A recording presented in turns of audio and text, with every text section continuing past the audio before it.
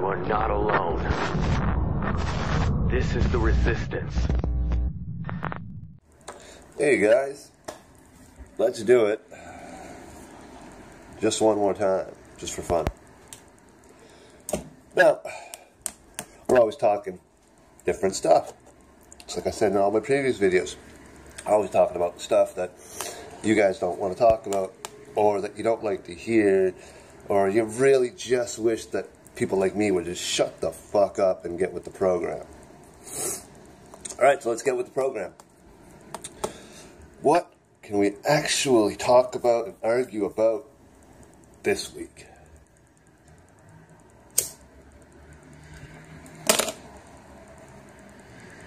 First, let's make sure that a couple of things are covered. Not anti-American, not anti-Trump. Was a little bit anti-Hillary, but I have my own reasons. For instance, as a Canadian citizen, I can't trust Hillary to be your president, because if she can't even, listen to people when they ask her for help that are from her own country, from her own military, how would she ever help us if we actually asked her for help? Didn't sit well with me.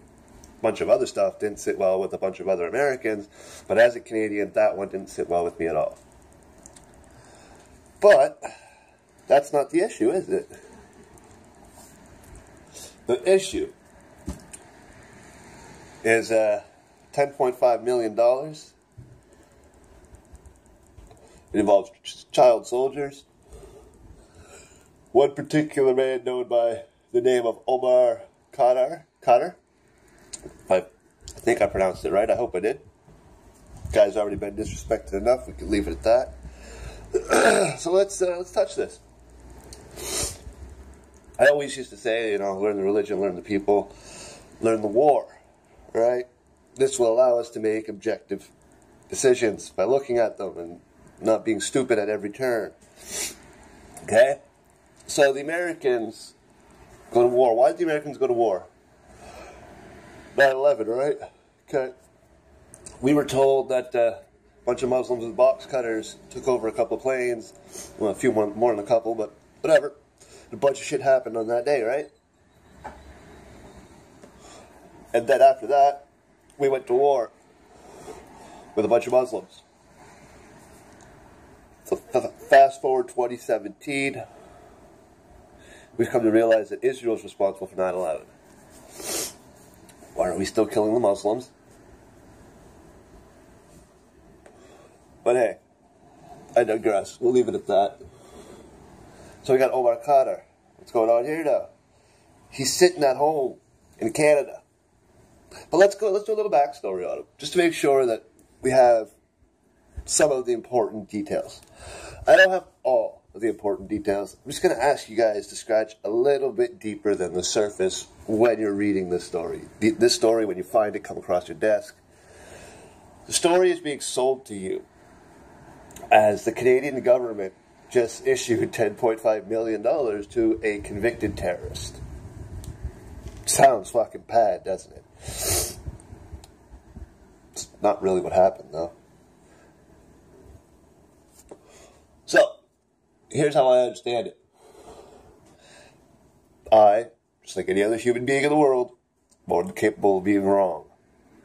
So, this is how I see it. The story has it that Omar Khadr was a Canadian person, Canadian citizen. It escapes me whether or not he was born here. Well, personally, I don't give a fuck. He was a Canadian. Unfortunately, from what I understand, brainwashed. But the truth is that if you actually knew that Israel did 9/11, if you knew that from the go, and then the United States started coming after all the Muslims, and you happened to be one of them, you would be in a state of war. And you would not be in a state of aggressive war, you'd be in a state of protective war. You'd have to protect yourself, your family, your land, moving on to your cities, and then your country. If a nation lies to go to war, the nation that they are attacking is not an enemy anymore, it's a victim. So if Omar Khadr's family was Canadian and they were watching what was happening about this war and how it was all a huge lie, they might have raised their child a certain way. Fair to say I would have raised my child a certain way too. Now, that child, along the way, becomes a child soldier. Sad story. I told you, none of this is fucking good. But what happens to a brainwashed child soldier? They do what they're told. Now, we're being told, one story says that this guy creates grenades. Another story was that this guy threw a grenade and it killed an American soldier. It killed the holiest man on the planet. It killed an American soldier. What the fuck was an American soldier doing there? He was at war. Okay, well, he's protecting your guys' freedoms. How did your freedoms end up way the fuck over there? Shouldn't you have kept that stuff at home? It'd be easier for your soldiers to protect your freedoms if you kept them at home. Motherfucker wouldn't have to leave now, would he?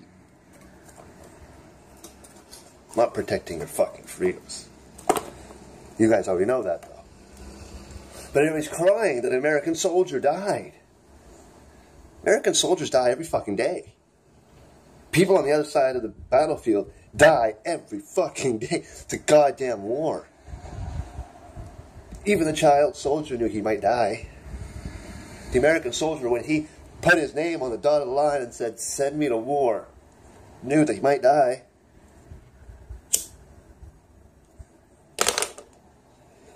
But here's the fun part. You see, they captured him as a 15-year-old child soldier.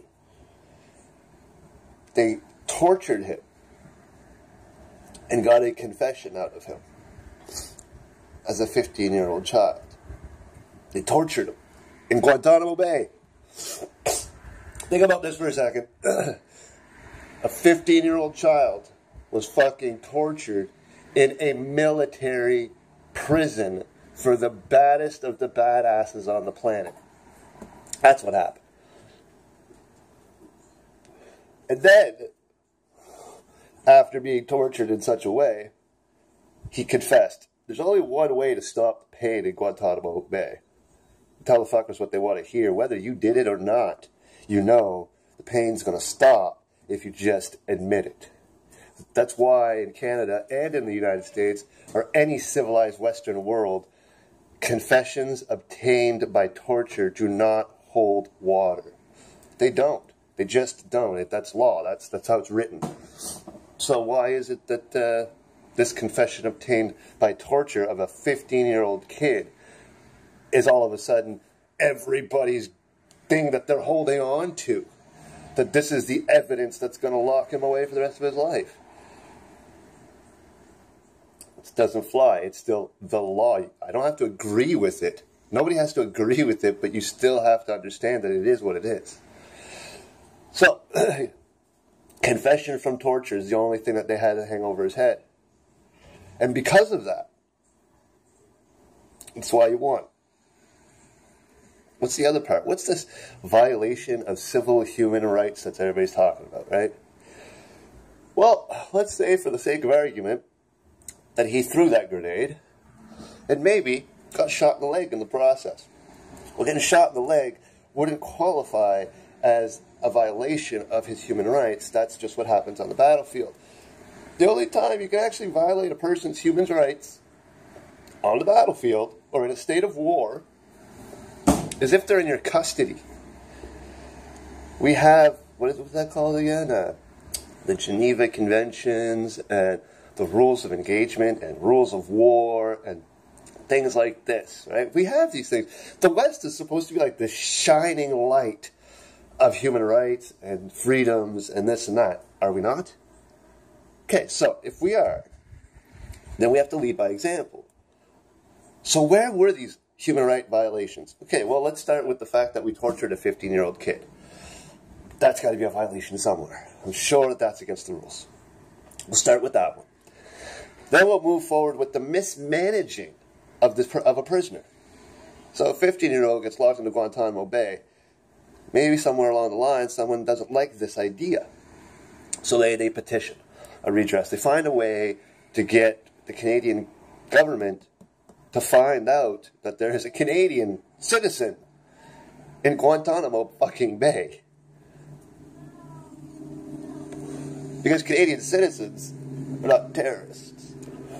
So, we had to figure something out. Problem was, ladies and gentlemen of the jury, is that this particular issue that we're all upset about today is 8 years old. The guy was locked in Guantanamo Bay for 8 years without a shred of legitimate evidence that he committed a crime. Remember when the whole, terrorists don't deserve a lawyer, or terrorists don't deserve that, and who needs this kind of red tape at Guantanamo Bay? It's the enemy, just let us do what we want with them, da-da-da-da-da. We all kind of turned a blind eye and said, it's war, fucking, okay, whatever, do what you gotta do, we don't care. But the truth was that we all knew that someone, somewhere, would be an innocent man or an innocent woman locked up into one of these jails. It's a horrible fucking thought. And here we are, a person that had nothing. So, how do I know that this person had nothing and I can stand behind it and truly say that there's no evidence? Because all this happened under a Canadian Conservative government. And under a Canadian Conservative government, we discovered that he was blocked on a couple of occasions. There are, I guess I'll use the words due process. There are things that an individual could do to help themselves. Even in Guantanamo Bay, as foolish as it sounds, there are things that a person can do. Problem is the Canadian military, the Canadian guards, because he was, for lack of a better explanation, a prisoner of the Canadian military, just handed this fucker over. He just, here you go, just handed him over. That's not cool, because he was accused of killing an American soldier, so how do you think the American guards are going to treat this prisoner? Not very fucking pleasant, I'm sure of that much. So, by handing him over, that was bad. I don't know, I can't say that was a human rights violation, but the human rights violations happen next. When Canadian guards are watching over him, they're the ones that have the ability to help him push a piece of paper through, so on and so forth. And remember, in the very early stages, we were dealing with a child soldier. As 8 years progress, of course, now the story has hit the news, and this person is now a grown man, you don't care anymore. That was the point. They had to wait you out. They had to hide this motherfucker in a hole somewhere, make you forget about him until he became a man. So that when he came out, we could persecute a man and not persecute a child, because that's not very Canadian, is it? There's two opportunities where Omar Khadr, as a younger individual, could have been moved to a Canadian institution. He was blocked. The paperwork was fudged. Nobody was helping. It's not even helping anymore. This isn't helping a terrorist. At this point, it's straight up just doing your fucking job. Someone files paperwork, yeah, you push the paperwork through. You file the fucking shit. You let the other people above you reject or accept the paperwork. You don't at any point inhibit that paperwork's ability to move forward. It's a whole lot like the fucking mail. The ambulance's lights are flashing and a post office truck are at an intersection. Who has the right of way? Who? Who has the right of way? The post office truck or the ambulance that has its lights flashing?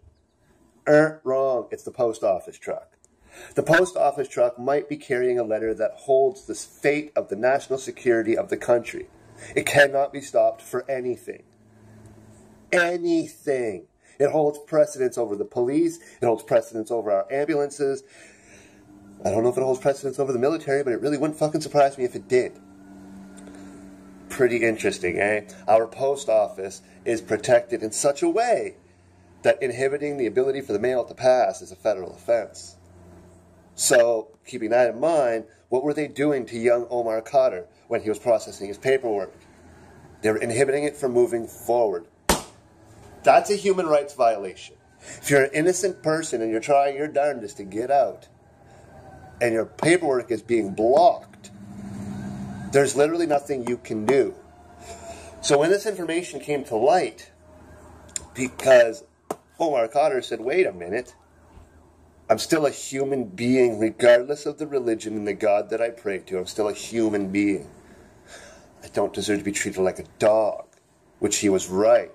And in the Canadian government, screwed the pooch. So he filed a civil lawsuit asking, and he did it with one question.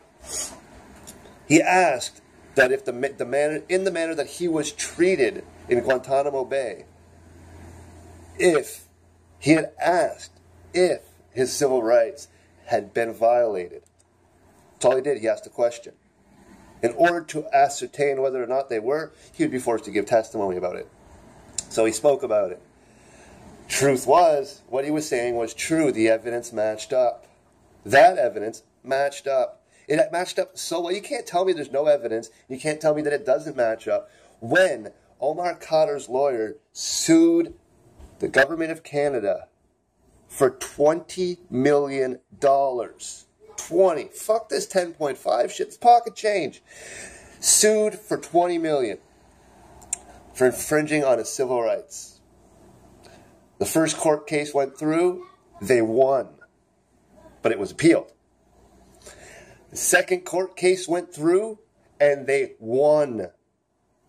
Now it was being appealed at the highest level, the highest courts of the land. They were now appealing it there. It had already won twice. 2 fucking times. A judge had said that Omar Khadr was correct in his assumptions. If the third court case would have not settled out of court as it did, a judge would have awarded Omar Khadr $20 million for civil rights infractions. Why are you complaining? We just saved the country $9.5 million by settling out of court.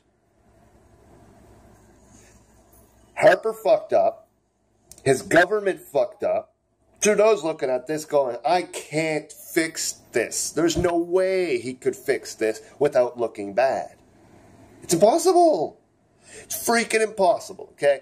The entire mainstream media has pegged this guy as a terrorist when he was a child soldier that was tortured. Huge story, isn't it? So do I care that my government gave him $10.5 million? No. I don't. I don't care. He deserved it. He deserved the 20. Locked in Guantanamo fucking Bay for 8 years as a child. You're telling me that doesn't deserve something?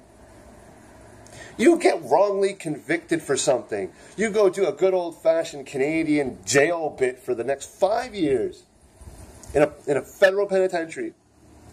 And then you come on out and you prove that you're innocent. Prove it. You probably will. And you'll get a settlement. It'll be about $2-3 million. Because you were wrongfully convicted and you went to jail. It slandered your person. You may never get a job again. Depending how bad the media hurt you, will depend on whether or not you can even show your face out in public again. So, they pay you for that. And they apologize. How bad did we just slander Omar Khadr through the media? How bad did we just fuck his shit up? We paid him for that. And we're hoping that an apology was enough. You can go back on YouTube. You can find him doing some fucking crazy shit. Don't get me wrong, man. Don't get me wrong. You can find him doing crazy shit. Invade my country. Go ahead. Come on. Come and invade my country and see how quick my YouTube videos change. And all of a sudden my videos become how to kill people. how to create IEDs, and how to fucking sniper up on a fucking tower, and how to appropriately camouflage yourself, how to start fires, how to hunt your food, how to fish your food, how to do all of this stuff. You want, come in, mate. Come on, let's go to war. Then I can start talking what I really want to talk about, instead of metaphorically explaining to people that the world has gone to shit. Thing was, Omar Khadr, his homeland, the land that he would have been born in, or probably may have been born in, and immigrated to Canada. Like I said, I'm still missing certain pieces of Omar Khadr's history, primarily being the history of how he became a Canadian citizen. Was he born here? Was he not born here? Did he legally immigrate here? Potato, potato. At the end of the day, child soldier got tortured, false confessions, ruined his life, and now we realize, oh shit, our bad, and we're going to try and fix it now. He wasn't a terrorist. He wasn't. He's what you would call a moderate rebel, if he was just fighting on our side instead. Wake the fuck up, people. They don't want us down there. We shouldn't even be down there. We don't need to be down there. We're down there killing Israel's enemy. Let Israel deal with it. Didn't we give them nukes? Let them have fun. We don't need to be fucking down there. We do one of two things. We let Israel destroy the fucking area, and we just don't go there anymore. We just let them nuke it all and say, it's all good, Israel, we understand. Or we examine the entire problem and realize that Israel did 9/11 to get the biggest, baddest, angriest military on the planet pissed off enough to go and kill all of their enemies for them because they didn't want to do it to themselves. You guys don't recognize that play, that tactic? The only time I've seen that tactic ever used in human history that I understand, may have happened a few times before now, but from what I understand, the last time this tactic was used was with Jesus and the Romans. They wanted him dead, but they didn't want to kill him themselves. Sounds a whole fucking lot like the same thing happening right now. Israel would like to have all of these Muslim nations dead, but they don't want to do it themselves. I'm tired of being the Romans for them, okay? I'm fucking tired of it. Pick up a gun and go fucking kill them yourselves. You don't need us. You never needed us. You just didn't want to do it yourself. You wanted to get the stupid, dumb, goy cattle to do your bidding for you. Sorry. This goy ain't falling for it. Go to war yourself. It's over. Our militaries are no longer there to support you. You might think they are, but what you don't know is that when critical mass arises and realizes that Israel did 9/11, you have all of our soldiers all around your country. You won't exist anymore. So you may want to start asking us to leave now, before you do face your next Holocaust. Because if the world realizes what you did, all the soldiers around your country there to protect you will fucking destroy you, and they won't even bat an eyelash about it. You know what? They might even scream Heil Hitler while they're doing it just to piss you off. I'm saying, man. Just saying.